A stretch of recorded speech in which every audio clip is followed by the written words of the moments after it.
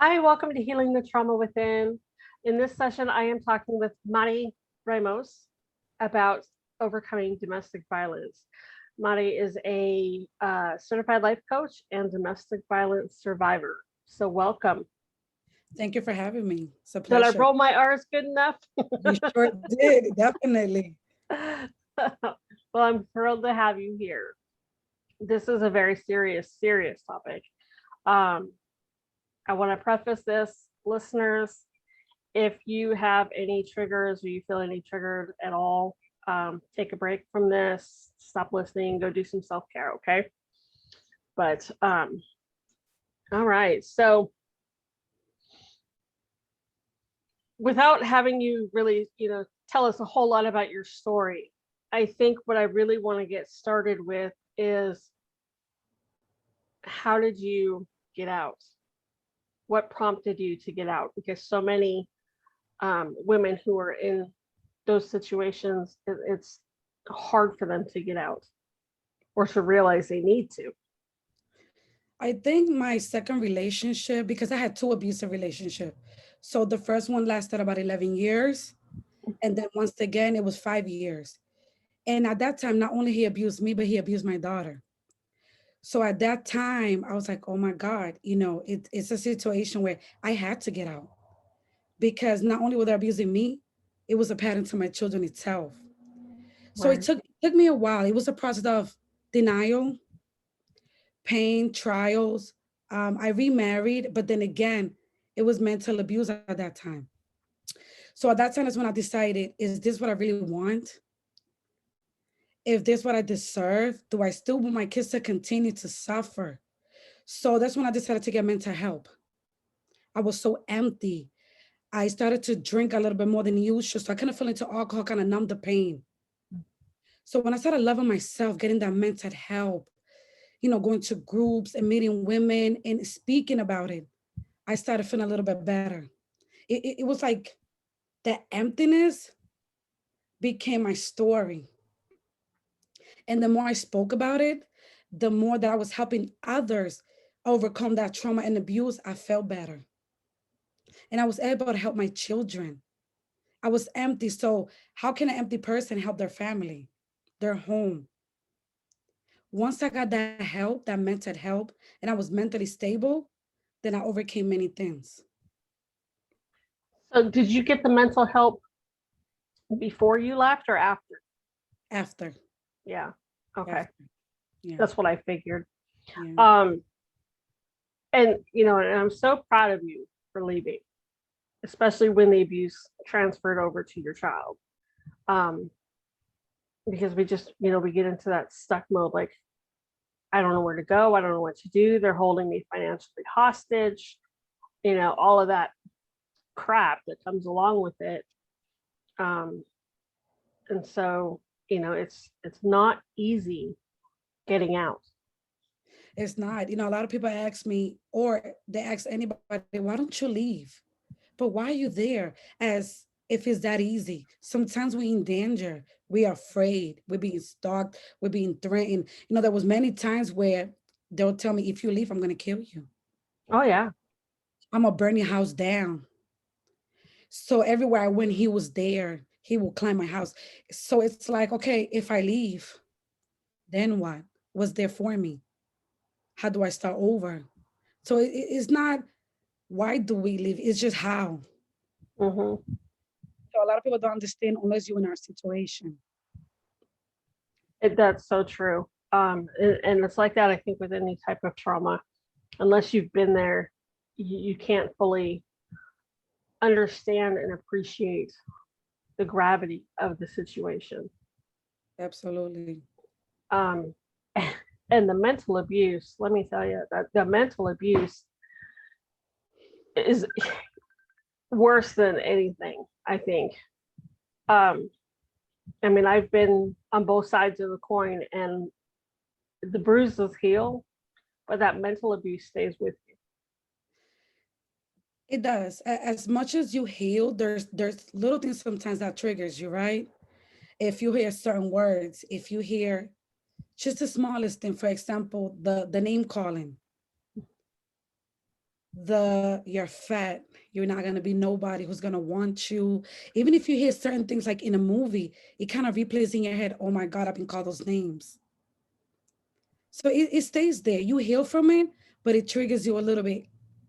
So I be careful what kind of movies I watch, what kind of Mhm. shows that I watch, or who I surround myself with. I just don't want to hear negativity or the name calling. Oh, I hear you. And and the thing is they browbeat us down with this name calling and the negative talk so much that oftentimes, or most of the time, we start to believe it. We believe we're no good, that nobody else is going to want us. Um, you know, that we're fat and ugly and we're worthless and we're no good. I mean, you hear it so much, you think it must be true. Absolutely. I believe for many years that I was incapable of doing anything, that I had any goals, that I really was just going to sit there and forever suffer. And it took me many years to understand that, okay, you are worth it. You are capable of doing things. You are more than just abuse or the name calling. He used to tell me all the time, who's going to want you? Yep, You're nobody. You're never going to be nobody. So that played in my head for many years. Oh my goodness, who is going to want me? Who's going to want to be around my children? Am I ever going to be happy? Am I going to find that person who is really going to appreciate me? But at first, I had to appreciate myself. yeah, Once I learned to appreciate myself, then someone else can appreciate for who I was.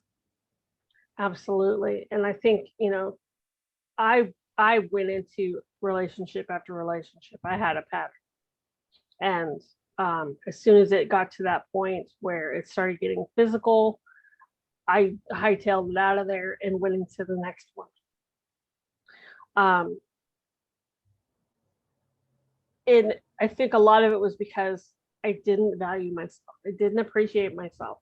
And I was looking for my worth in these men, and definitely looking for at the wrong men, that's for sure.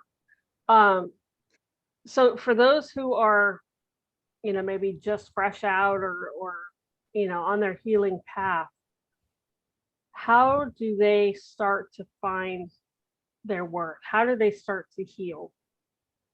I think the first thing that you should do is definitely seek professionally help. And kind of like for me, I started writing things down, right?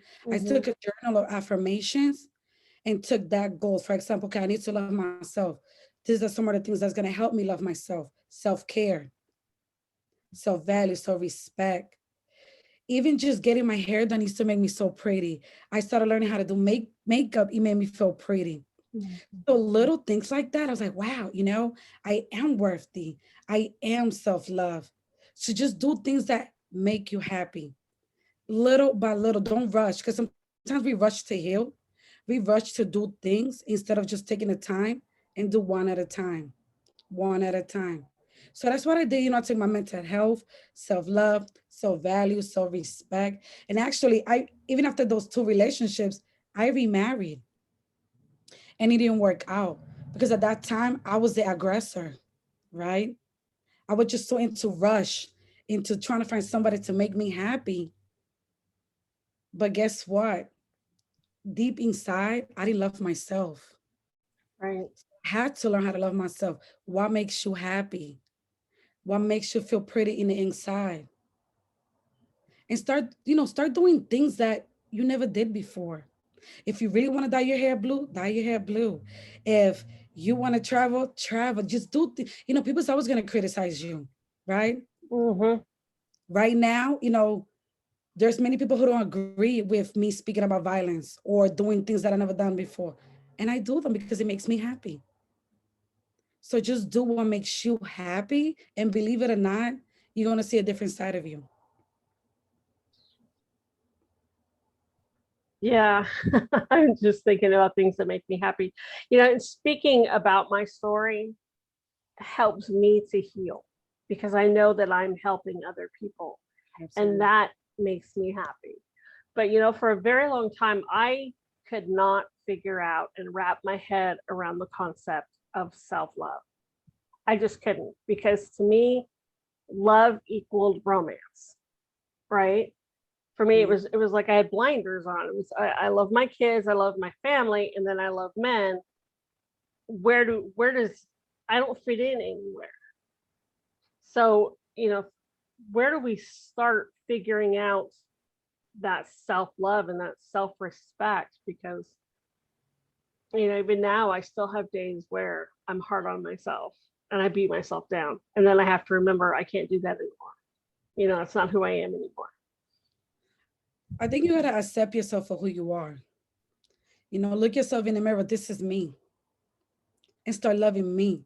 Sometimes we want to change so many different things about ourselves instead of just accepting who we are, accepting our story, our scars, right? Because even though we leave the relationship, that scar is still there. Mm-hmm. That emotional trigger might be there. Just accept it. And the more you talk about it, it's every time I speak about my abuse, believe it or not, I do get triggered a little bit, but I feel so relieved. It's like a relief, like a different air that I breathe, because not only I'm helping myself, but I'm helping others. And yes, I didn't get no support. Many people didn't support me in my way of me speaking my story, but it made me feel so good. And I'm proud of myself. Once you're proud of yourself, of your scars, of who you are, self-love comes. Wow, I'm speaking about it. I'm doing something for myself. I'm helping others. And you will feel that emotionally happiness inside of you. Because you might think that someone else is the reason of your happiness. It's you. It starts with you. Once I was happy, I felt pretty. When my mental stability was in place, I felt pretty. You talked about triggers, and I definitely want to cover those, because that is just something that we have to deal with. Yeah. So how can we cope with those triggers? I do a lot of self-breathing. That helps me a lot, self-breathing. So what I do every morning, I have a way to start my morning, right? I make my bed, I take a bath or a shower, I get dressed and I go for a walk. On that morning walk, I say affirmations, right? Because in the day I might have a trigger. So I had to learn how to cope with those triggers. Once I know, for example, like if I watch a movie and that person's getting emotionally abused, okay, before that starts, either I turn the movie off and I start breathing. There's a 4 square breathing, right? You breathe 4 times in, 4 out. And that kind of helps me out. Just the breathing part, it just kind of relaxes your mood. So that's one thing that actually works for me. I do a lot of writing, a lot of music that helps me with my mood. And once you identify your triggers, once you know what bothers you don't cope with it, but you manage them. Mm. So I manage my triggers, the emotion that comes from them triggers. So before it gets me into, oh my God, I'm gonna cry, or I'm gonna get anxiety, right? Let me breathe in and let me breathe out. So I try to catch them before it gets worse. That's Those are really great coping skills. I absolutely love the fact that you talk about writing, because I think journaling is super, super healing and Yes. cathartic, because even for those who don't want to tell their story in public, that's the way of getting your story out of your head. And that's what I always tell people is you've got to get it out of your head, get it out of your body. Yeah, because when you write, you're setting your truth, right? You feel Mm-hmm. free. No one's judging you. No one can listen to you. But when you're writing things down, it's just you and that paper. It's your life in papers. So when I started to write things down, you cry, you let your emotions out, and you set yourself free. So it's very important that if you don't want to speak about it, at least write it down Yes, in a quiet absolutely. space. Find that quiet space. You could turn a little bit of music, you could pop a candle and just start writing. Believe me, you can write for days. When you're in an abusive relationship, you can write for days. And the more you write, the more you say you're truth free. Yeah, absolutely. There's so much. And it's amazing what you start to uncover when Yeah. you write and you start writing your story. You start to uncover things. I've been able to uncover patterns and, the limiting beliefs and the reason why I ended up in all these relationships. And it's through writing and journaling and speaking. And you get to know yourself. When you write, you get to Mhm. know yourself. Because when you start writing things that you weren't capable of doing, your emotions. So I learned how to get to know myself by writing. Oh my Yeah, God, this is how I felt, this is what I want to do. So I think that definitely a journal is very important. absolutely. I think that's, for me, it's probably one of the number one tools in healing. Excuse me, in the healing journey is to journal and write. Um, you mentioned breathing and music. Are there any other tools that you use, especially while you're triggered? For me, spiritually, I pray. Okay. I pray, I read books, self-help books, Mhm. right? And I think the more you read and the more you learn into triggers and self-help, that helps me. I read a lot, I read the Bible, and those are certain the things that spiritually helps me. It might not help everybody else, but when I get into that spiritual level, that kind of calms me down. So I do a lot of praying. And there's a lot of our listeners out there who feel the same way as far as praying, reading the Bible, you know, talking to their higher power, whoever, whatever that may be. And I think that's a fantastic thing to do. You kind of give your trauma over to something higher than you that can handle it. And a lot of, I read a lot of books. Um, Hmm. I think a lot of self-help. The more you read, you get to know how to identify certain thing that triggers you. So a lot of reading, I think, a lot of reading helped me out too. Yeah. Oh, Kept yeah. my mind busy. You keep your mind busy and your mind into learning and getting better. So absolutely. Hmm. Yeah, I agree. I mean, I know when my husband died, one of the first things I did was get on Amazon and start looking for books to help me through it. So yeah, reading, absolutely. I read a lot of self-help books. Yeah, it And I helps. buy a lot more than I should. If you see my living room, I have all these books, and I read them because sometimes when I'm feeling down, let me just go get a book. Yeah, Let me read a book and put your mind into something because the busier your mind is, the less you get to think about negativity. yeah, absolutely. Distraction, Yeah, cognitive distraction. absolutely. It's a great tool. Distract yourself, and then you can put yourself into a better mindset. Correct. Well, thank you so much for coming on and sharing your tips with us. This has been awesome. Thank I really you. appreciate it. Thank you. Sharing and talking about the fact that we were abused is not easy. So it takes a lot of strength, and I want to honor you for that. Thank you so much. I appreciate it. And listeners, thank you for joining us in this session, and we'll talk to you in one of the other sessions. Thank you so much. Bye-bye.